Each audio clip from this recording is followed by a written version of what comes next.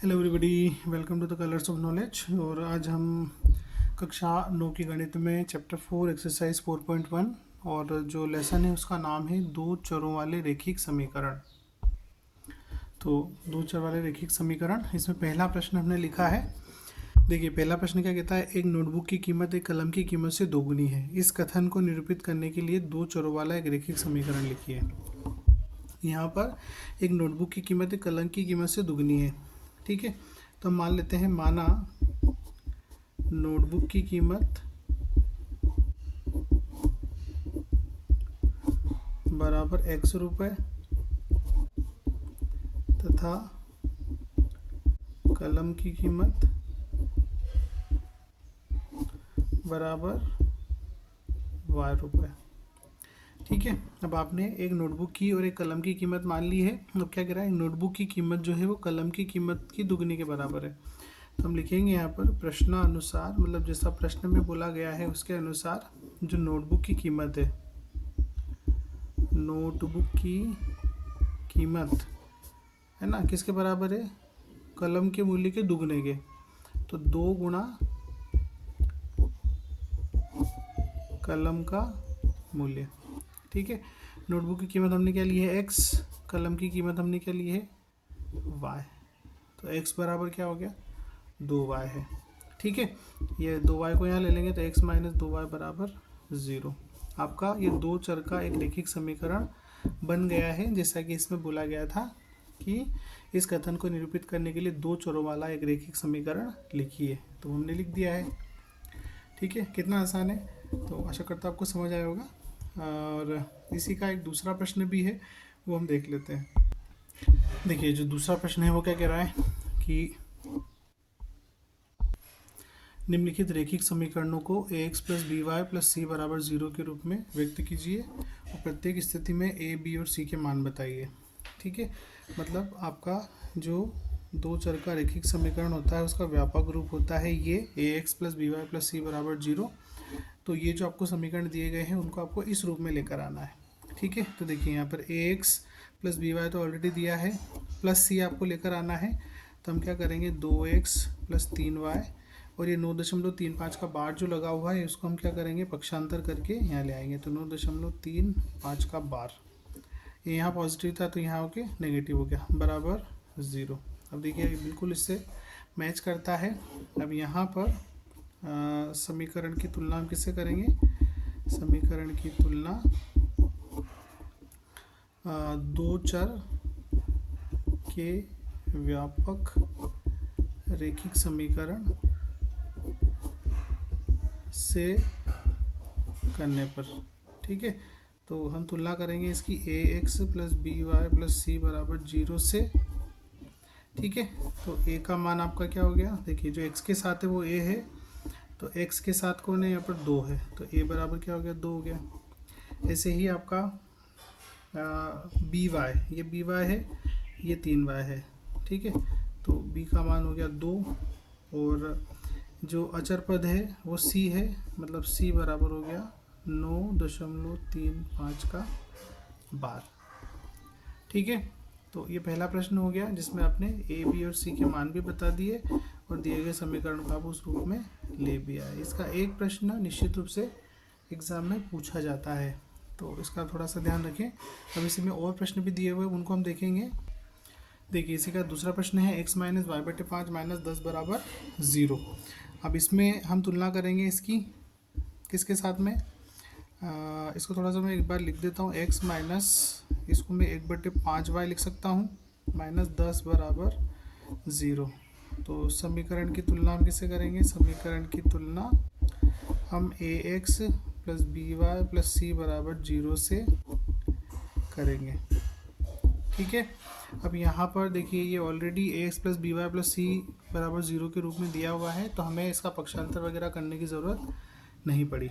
अब देखिए, यहाँ पर x के साथ जो है वो a है, तो a बराबर x के साथ में कुछ नहीं है, मतलब 1 है, तो a बराबर 1 हो गया।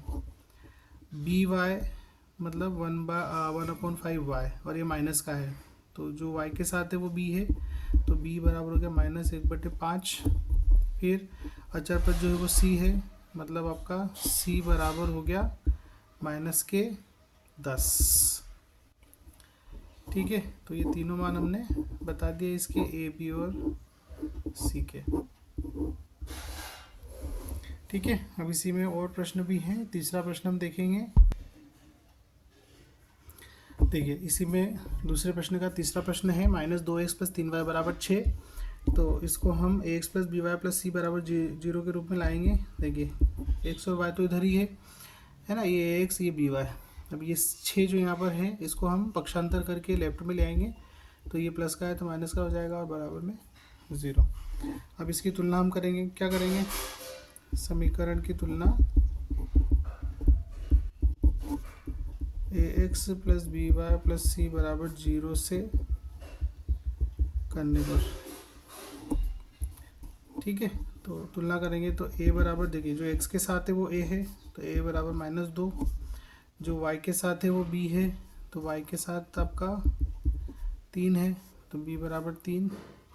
और जो अचर पद है वो c है, तो c बराबर -6। ठीक है,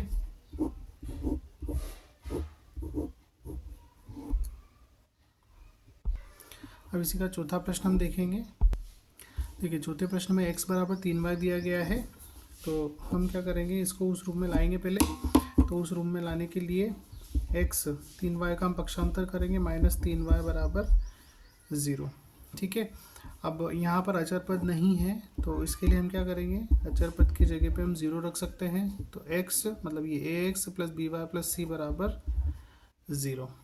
ठीक है, तो इसकी तुलना हम करेंगे ax + by + c = 0 से तुलना करेंगे। तुलना क्यों कर रहे हैं, क्योंकि हमको abc के मान चाहिए, है ना, abc के मान निकालना है। तो जो x के साथ है वो a है, तो x के साथ यहाँ कुछ नहीं है, मतलब 1 है, तो a बराबर 1। फिर जो y के साथ है वो b है, तो b बराबर आपका हो गया -3। और c जो अचर पद है, c बराबर 0। ठीक है, तो कितना आसान है। और इसी का हम पांचवा प्रश्न भी देखेंगे। देखिए, पांचवें प्रश्न में क्या लिखा है, 2x = -5y। ठीक है, तो इसको हम पक्षांतर करेंगे। 2x यही है, 5y माइनस का उधर है, यहाँ के क्या हो जाएगा, प्लस का हो जाएगा। अचर पद नहीं है तो हम 0 लिख देंगे और बराबर में 0 रह जाएगा। ठीक है, अब इसकी तुलना हम कर लेंगे ax + by + c = 0 से तुलना करने पर। तो तुलना कीजिए, a बराबर हो गया 2, b बराबर हो गया 5 और c बराबर हो गया 0, है ना। जो a के साथ है वो x है, मतलब x के साथ जो है वो a है, तो x के साथ 2 है, मतलब वो a है। जो y के साथ है वो b है, तो y के साथ प्लस के 5 है। और c अचर पद है जो कि 0 है। ठीक है, तो a बराबर 2, b बराबर 5 और c बराबर 0। ये हो गया आपका पांचवा प्रश्न। अब इसी में आगे हम बढ़ेंगे। छठा प्रश्न है 3x + 2 = 0। ठीक है, अब इसमें y वाला पद नहीं है ना, 3x + 2 दिया हुआ है, y नहीं है, तो 3x प्लस जो पद नहीं है उसको हम 0 लिख सकते हैं, तो 0y + 2 = 0। ठीक है, 3x और +2 पहले से ही है, जो y नहीं था उसको हमने लिख दिया है। अब यहाँ पर ax + by + c = 0 तुलना करने पर। ठीक है, तो a बराबर क्या हो जाएगा, जो x के साथ है वो a है, a बराबर 3, b बराबर 0 और c बराबर 2। ठीक है, जो y के साथ है वो b है और जो अचर पद है वो c है।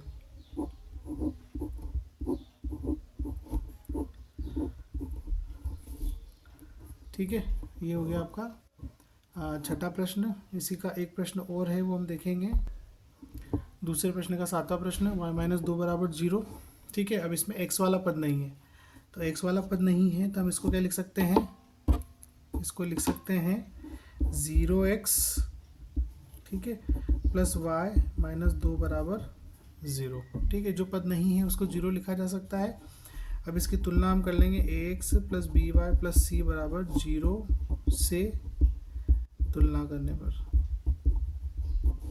तो ए बराबर आपका क्या हो गया, जो एक्स के साथ है वो ए है तो 0, बी बराबर जो वाई के साथ है वो बी है, यहाँ कुछ नहीं है मतलब 1 है, तो बी बराबर हो गया 1 और सी बराबर हो गया -2। ठीक है, तो ए बराबर 0, बी बराबर 1 और सी बराबर -2। ये हो गया इसका 7वां प्रश्न। अब इसमें एक प्रश्न और जो कि आखिरी प्रश्न है 8वां प्रश्न, वो दिया गया है, वो हम देखते हैं। 5 बराबर 2x। ठीक है, अब यहाँ पर 5 बराबर 2x है, तो जो x वाला पद है उसको हम पक्षांतर करके लेफ्ट में लेके आएंगे। यहाँ प्लस का है तो यहाँ के क्या हो जाएगा, माइनस का हो जाएगा, तो माइनस के 2x, यहाँ प्लस के 5 पहले से ही है, बराबर 0। और y वाला पद नहीं है तो उसको हम क्या करेंगे, 0 लिख देंगे, तो +0y + 5 बराबर 0। ठीक है, ये दो चर का रैखिक समीकरण बन गया।